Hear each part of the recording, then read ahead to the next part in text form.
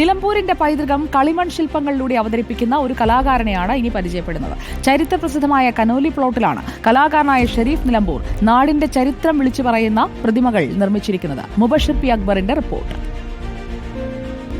നിലമ്പൂരിന്റെ ചരിത്രത്തെ, സംസ്കാരത്തെ ഒക്കെ തന്നെ നിലമ്പൂരിലെ പ്രസിദ്ധമായ കനോലി പ്ലോട്ടിന്റെ പ്രവേശന കവാടത്തിന് മുൻപിൽ സ്ഥാപിച്ചിരിക്കുകയാണ്. കളിമൺ രൂപത്തിലുള്ള ശില്പങ്ങളായി സ്ഥാപിച്ചിരിക്കുകയാണ് നിലമ്പൂരിലെ ശില്പിയായിട്ടുള്ള ഷെരീഫ് നിലമ്പൂർ.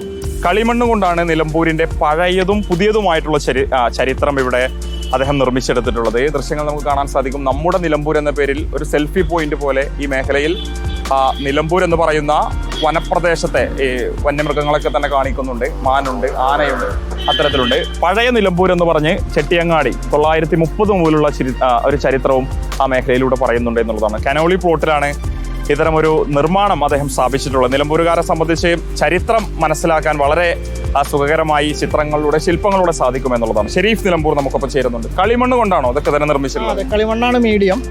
നമ്മൾ മുമ്പ് കാലത്ത് കല ഉണ്ടാക്കാൻ ഉപയോഗിച്ചിരുന്ന മണ്ണാണ് നമ്മൾ ഉപയോഗിക്കുന്നത്.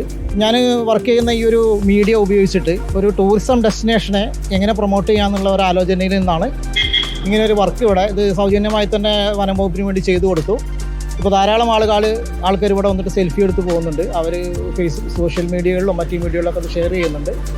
അപ്പോൾ അത് ഈ ഒരു ടൂറിസം സെൻറ്ററിന് ഗുണം ചെയ്യുന്നുണ്ട്. അപ്പോൾ ഇതൊരു എക്സാമ്പിൾ ആക്കി എടുത്തിട്ട് ടൂറിസം ഡിപ്പാർട്ട്മെൻറ്റിന് നമ്മൾ സമർപ്പിക്കുകയാണ്. നമ്മൾ ഡെസ്റ്റിനേഷനെ എങ്ങനെ പ്രൊമോട്ട് ചെയ്യുന്നു, അതിൻ്റെ റിസൾട്ട് ഉണ്ട് എന്നുള്ളത് അതിനൊരു എക്സാമ്പിൾ നിൽക്കാണ് ഇത് ചെയ്തിട്ടുള്ളത്. തീർച്ചയായും അത് തന്നെയാണ്. നിലമ്പൂരിന്റെ ചരിത്രവും സംസ്കാരവും ഒക്കെ തന്നെ പകർത്തി വരച്ച് അത് ശില്പങ്ങളാക്കി മാറ്റിയിരിക്കുകയാണ് ഷെരീഫ് നിലമ്പൂർ. ഇവിടെ എത്തുന്ന കാഴ്ചക്കാരെ, വിനോദസഞ്ചാരികളെ സംബന്ധിച്ച് നിലമ്പൂരിന്റെ പൈതൃകം മനസ്സിലാക്കാൻ ഈ ശില്പങ്ങളിലൂടെ സാധിക്കുമെന്നുള്ളതാണ് അതിന്റെ ഏറ്റവും വലിയ പ്രത്യേകതയും. വീഡിയോ ജേർണലിസ്റ്റ് ഷഫീഖ് അർവായിക്കൊപ്പം reporter Mubashir P Akbar, reporter Nilambur.